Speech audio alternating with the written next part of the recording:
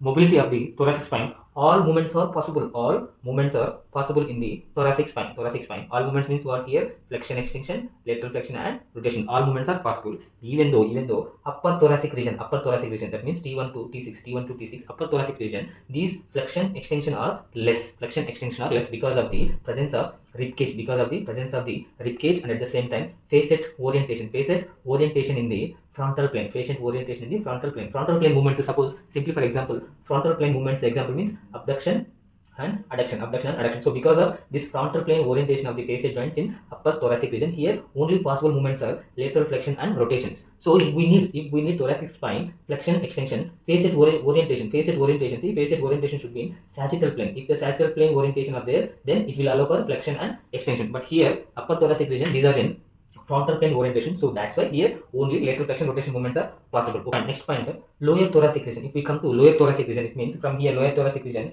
T10, lower thoracic region T9 to lower thoracic region T9 to T12. Here the facet orientation will be in sagittal plane. So that here it is going to allow for flexion extension movement.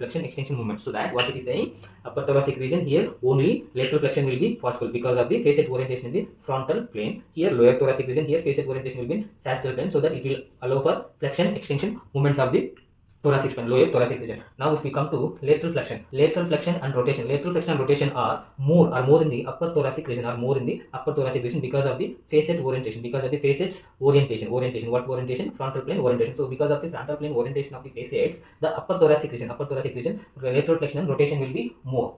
Okay, the RVM of lateral flexion, is always coupled with the RVM of lateral flexion is always coupled with the axial rotation. What it means, if lateral flexion is happening one side, suppose if we take two vertebrae, so suppose lateral flexion is happening this side, it is going to create a axial rotation on another side. That's what the lateral flexion of the thoracic spine always coupled with the axial rotation of the spine. So here one more point, see here, in upper thoracic region, lateral rotation is coupled with the rotation or axial rotation. See, in upper thoracic region, lateral rotation is accompanied with the axial rotation of the vertebra. So if we come to lower thoracic region, the lateral rotation accompanied with the axial rotation. The lateral rotation is coupled with the axial rotation, but here it is less. So here it is less, here it is more.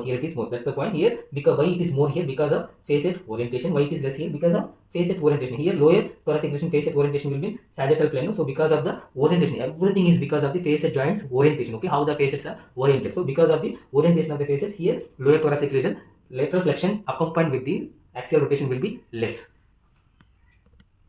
And here one more point, suppose if you see upper thoracic region and lower thoracic region, in upper thoracic region, if the rotation is happening, suppose see here one spinous process, here one spinous. So imagine, so see here, these two are upper thoracic region and these two are lower thoracic region. Just imagine when the rotation is happening in upper thoracic region, suppose this is right side, this is left side. Okay, now our patient is rotating to this side, right side he is rotating. Okay, right side he is rotating. When the patient is doing rotation, that time the spinous process will move on same side in the upper thoracic region. If the rotation is happening like this, so the spinous process will move on same side in the upper thoracic region. If you come to lower thoracic region, same movement is same. When the patient is turning this side, the spinous process which are present here in lower thoracic region, it will move in opposite direction. This is one special point here. When the lateral flexion and rotation, when the rotation is happening in one side, so that side, the spinous process will move to the convex side on the upper thoracic region and concave side on the lower thoracic region.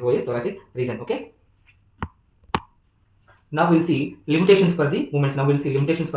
So thoracic spine limitations. First one, if we take flexion, the flexion movement in the thoracic spine is limited by the tension in posterior longitudinal ligament, and ligamentum flavum and interspinous ligament and capsules and facet joint.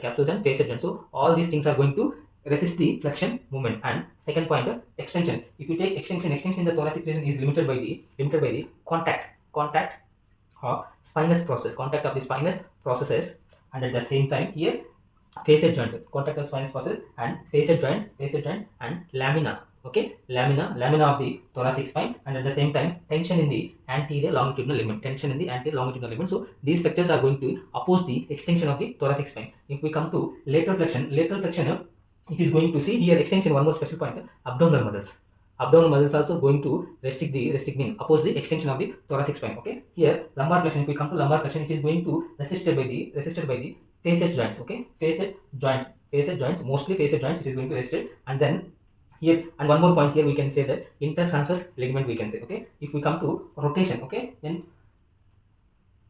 if we come to rotation, the rotation movement in the thoracic spine is mostly resisted by the presence of the rib cage. So these are all the limitations or resistance for the movements in the thoracic spine. So all these limitations, otherwise resistances, these all are going to helpful to provide the stability, for the thoracic spine. So if it is resisting more means stability is increasing.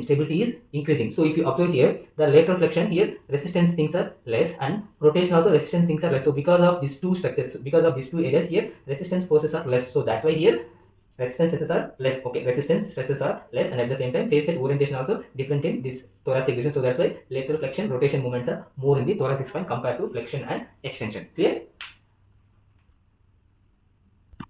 So this one special point here in the mobility, when the thoracic spine rotates, it is going to create the distortion movement of the rib cage. What is this distortion means? Suppose here black color, what we have black color, it is the neutral position. Of the vertebra and rib cage. So here red color, what we saw here, it is the rotation. Red color we are seeing rotation. So if we see here, what it means, if the vertebra rotates this side, it is going to create the distortion of the rib cage. What it means, suppose this is anterior, no? Why? Because this is sternum. Okay, this is the sternum, so this is anterior, this is posterior. We will take it as this is right side, okay, this is left side. If we divide it into two parts, so when it is in neutral, that time the rib cage was neutral. When the rotation happened, if you draw two lines here, so here posteriorly it is convex.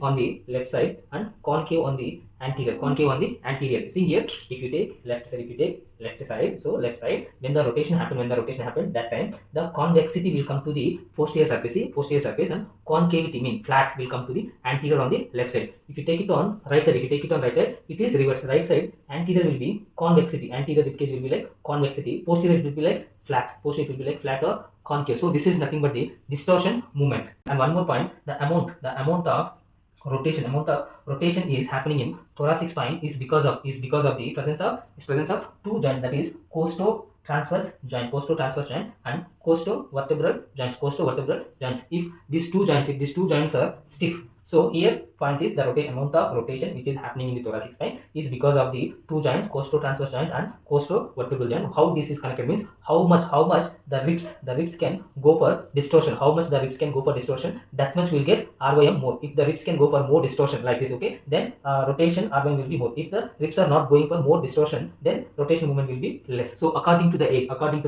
the distortion movement of these joints is going to reduce, so that patient will lose, that old age patient will lose slowly rotation movement at the thoracic spine. So this is about the mobility of the thoracic spine.